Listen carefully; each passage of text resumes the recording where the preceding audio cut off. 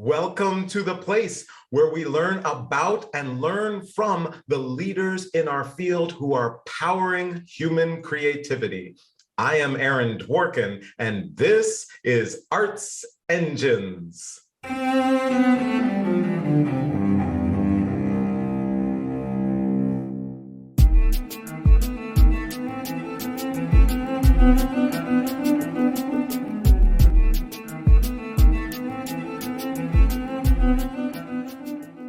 Thanks again for joining me here on Arts Engines. Today's guest is Holly Bass, who serves as National Director for Turnaround Arts at the Kennedy Center. Holly, welcome to the show. Thank you so much for having me, Aaron. I'm delighted to be here. So I'm so excited to be able to have the show, to be able to talk with you. You are, of course, an extraordinary, multidisciplinary performance, visual artist, writer, director. You do a whole bunch of extraordinary arts things yourself, but you also have this role leading such an important program. And I thought we would kind of just talk a little about that for our audience and to see how it might relate to even some of the work that they're doing. So I thought we just maybe if you could start off by giving us just the overarching view of what is Turnaround Arts and what do you do and what's the breadth of that impact that you're having? Yeah. So Turnaround Arts started in 2011 with the President's Committee on the Arts and Humanities. There was a major report that said, big surprise, big shocker, the arts are valuable for children in schools. I'm summarizing. It was a very nuanced report, but essentially it said, the arts can really be a tremendous catalyst, particularly in schools that are facing a lot of challenges economically and in terms of communities that have seen historic divestment. The arts can really be a way to turn that school around. And so that's how it started. Under the PCAH with Michelle Obama leading it.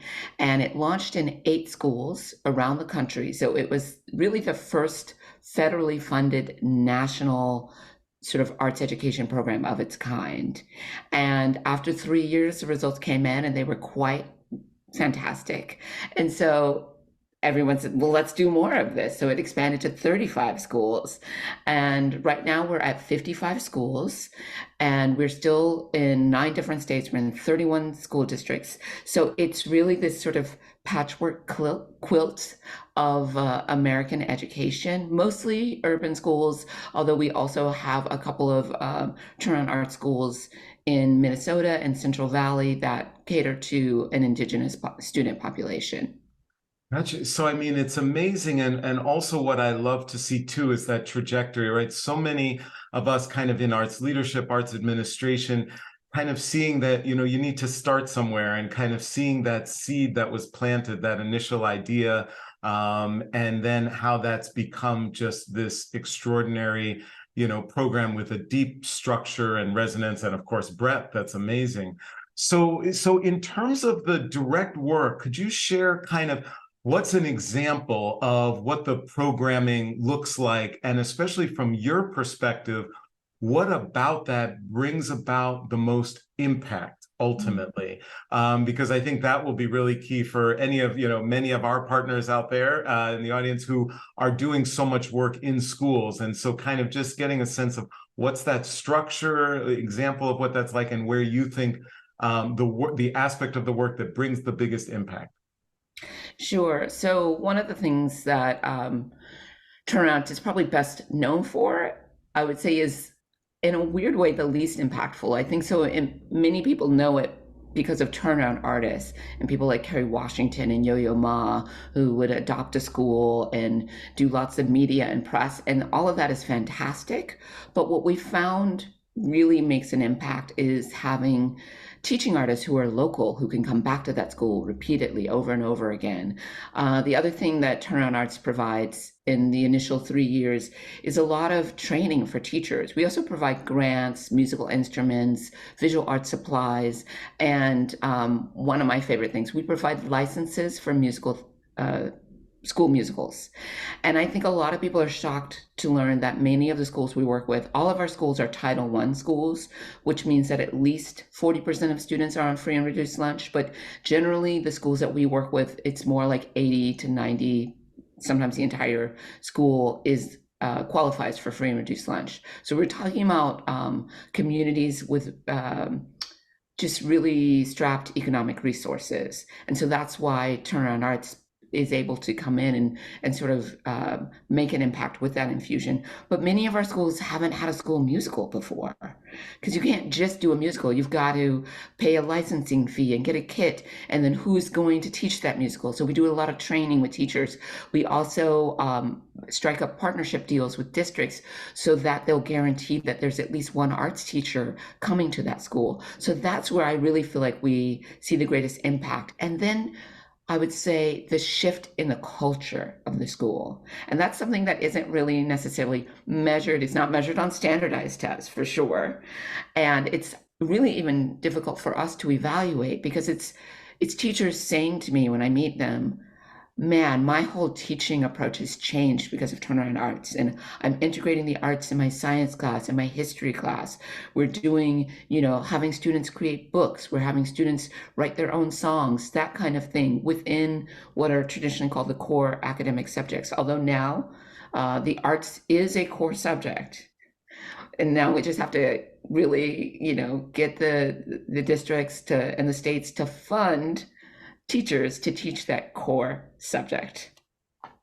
Totally. Well, it's just, and I love that kind of it's interesting because sometimes these aspects of programs that we do that might have greater visibility, there's high profile artists, et cetera, but it's that core substance, the infrastructure that underlies that, that seems to be so important here, and kind of that constant work and also repetitive, it sounds like repeated experience for the students, that seems to have such an impact.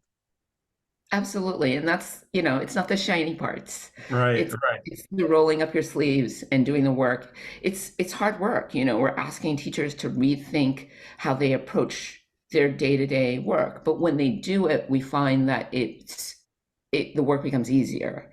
We really try to foster a lot of collaboration. So teachers tell us I'm collaborating more.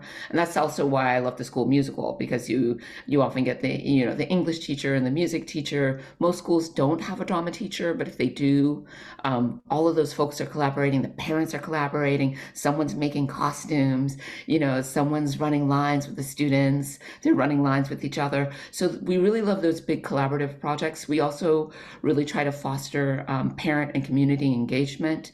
And so helping schools think about how they can get support from local businesses, how they can engage parents. I was just in California recently, and I was at Zamboni School, and they had a parents' art night, and it was so fun. So the dance team was performing, and then they did some line dances to get the parents involved.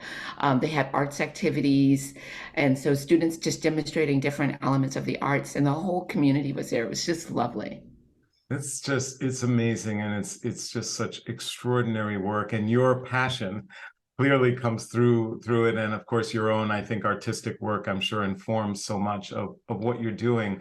So one of the things that I'm wondering is, given that you have this kind of context and visibility of just a huge swath of work that's happening and artistic work that's happening in schools across the country, are you optimistic, right? A lot of times people are looking at everything going on in our world, in the country and everything, and thinking about schools and what's happening in schools, and just wondering from your observation point, with seemingly, with so many touch points, the simple part of the question, are you optimistic? But do you have a sense of how things are going? And is there any kind of either key challenge or opportunity that you see for anyone who's, say, doing educational work as it relates to the arts over the next 3 to 5 years?